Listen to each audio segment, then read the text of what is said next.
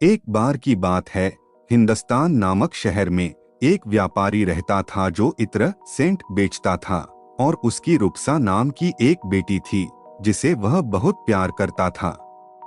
रूपसा की एक दोस्त थी जो कि एक परी थी। रूपसा और उसकी परी मित्र दोनों राज्य हिंदुस्तान में नृत्य और गायन कला में सर्वश्रेष्ठ थे। इस कारण से उन्हें परियों के देश के राजा, जिसका नाम राजा इंद्र था, उनके द्वारा उच्च पद पर रखा गया था। रूपसा के बाल दुनिया के सबसे सुंदर बालों में से थे, क्योंकि वह काते हुए सोने जैसे दिखते थे और उसकी महक ताजे गुलाब की महक जैसी थी। लेकिन उसके बाल इतने लंबे और घने थे कि उनका वजन अक्सर रूपसा के लिए असहनीय हो जाता था। एक दिन रूपसा ने अपने थोड़े से चमकते हुए बाल काट दिए। उन बालों को एक बड़े पत्ते में लपेटकर उसने उसे अपनी खिड़की के ठीक नीचे बहने वाली नदी में फेंक दिया।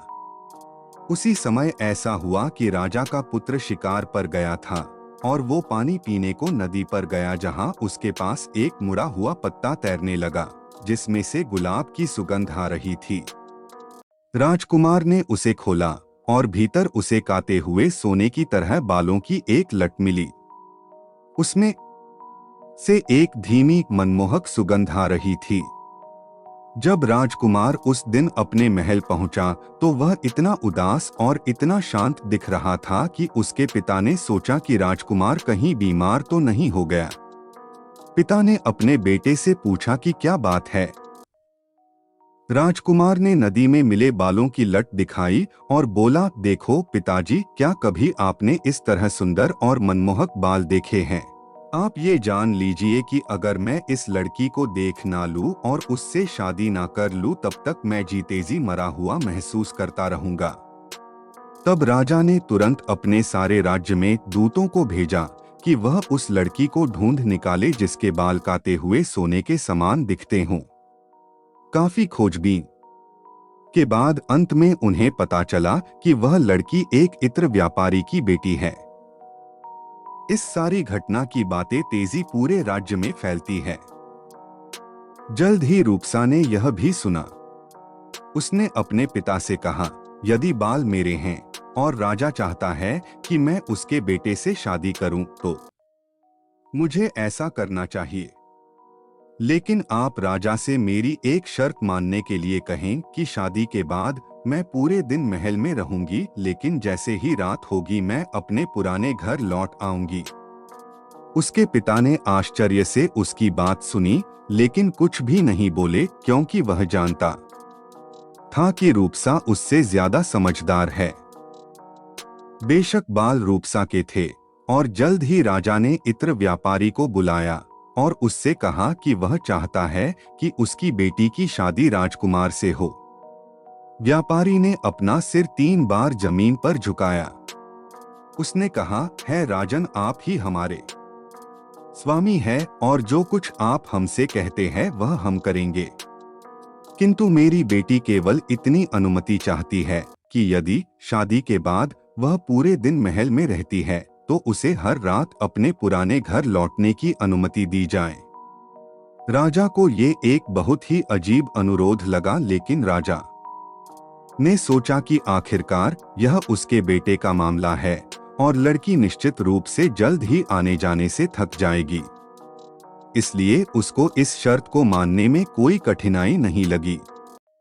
राजा के हाँ कहते ही फटाफट सारी तैयारियां कर ली गई और शादी भी बड़े हर्षोल्लास के साथ की गई।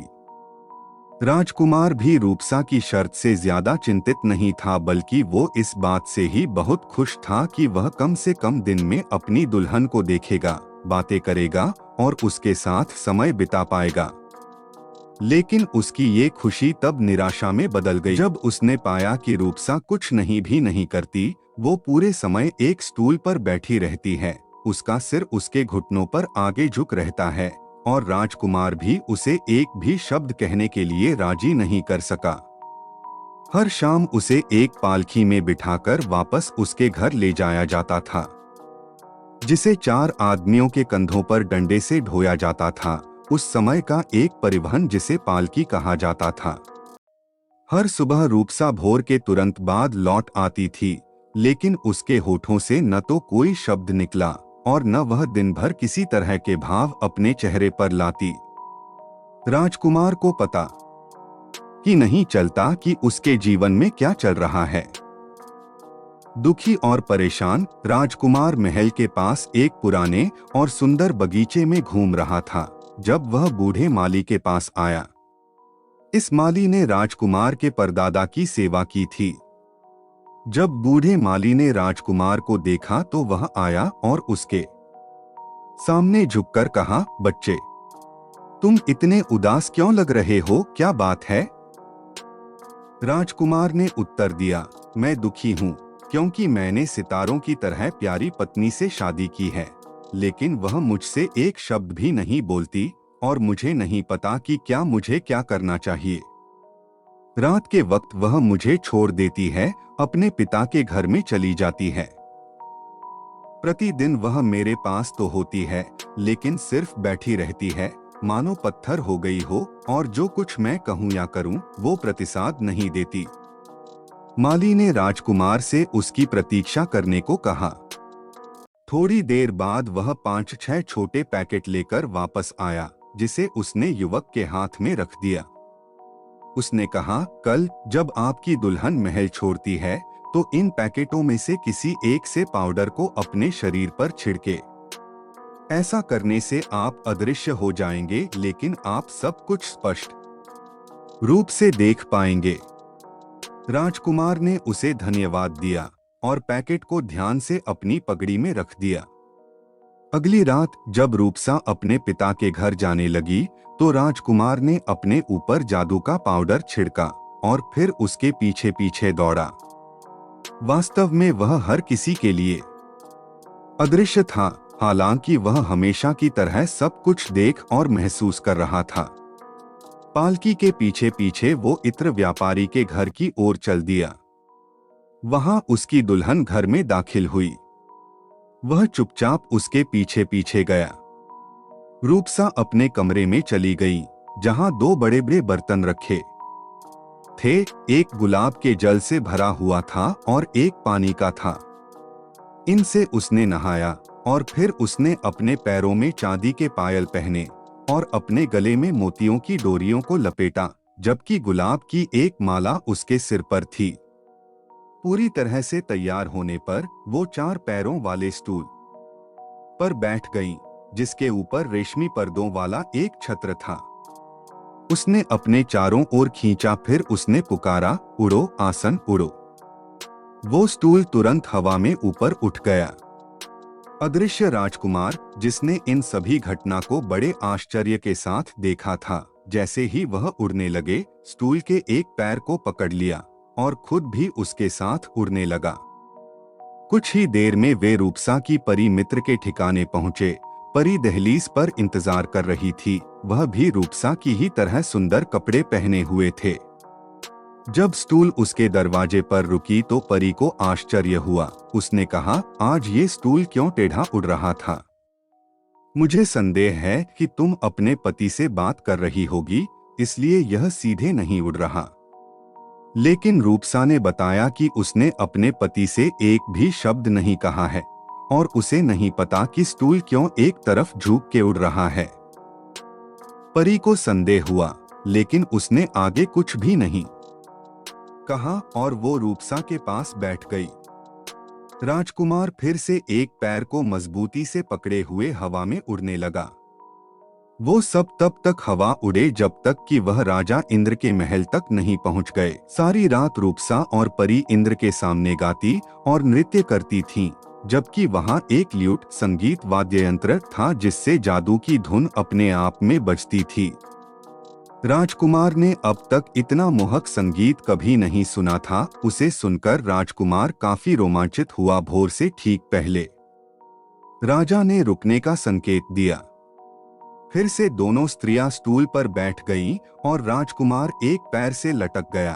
वह वापस धरती पर चले आए। परी को उसके ठिकाने पर छोड़कर वो रूपसा और उसके पति को सुरक्षित रूप से इत्र व्यापारी की घर में ले आया।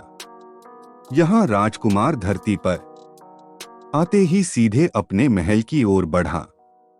जैसे ही वह अपने कमरों की दहलीज से गुजरा वह फिर से दिखाई देने लगा। फिर वह एक सोफे पर लेट गया और रूपसा के आने का इंतजार करने लगा। जैसे ही वह आई वह बैठ गई और हमेशा की तरह चुप रही। उसका सिर घुटनों पर झुक गया। कुछ देर तक कोई आवाज नहीं सुनाई दी।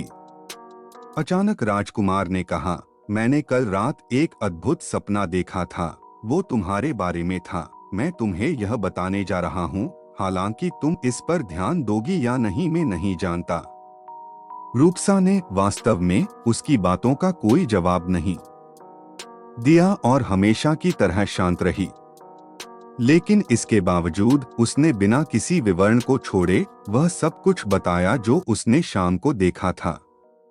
और जब उसने उसके गायन की प्रशंसा की और उसकी आवाज थोड़ी कांप उठी, रूपसा ने उसे देखा लेकिन उसने कुछ नहीं कहा, हालांकि उसके मन में वह आश्चर्य से भर गई थी। क्या सपना है, उसने सोचा। क्या यह एक सपना हो सकता है? वह एक सपने में कैसे देख सकता था जो मैंने किया है? फिर भी वह चुप रही। केवल उसने एक बार राजकुमार की ओर देखा और फिर सारा दिन पहले की तरह रही और उसका सिर उसके घुटनों पर झुका हुआ था।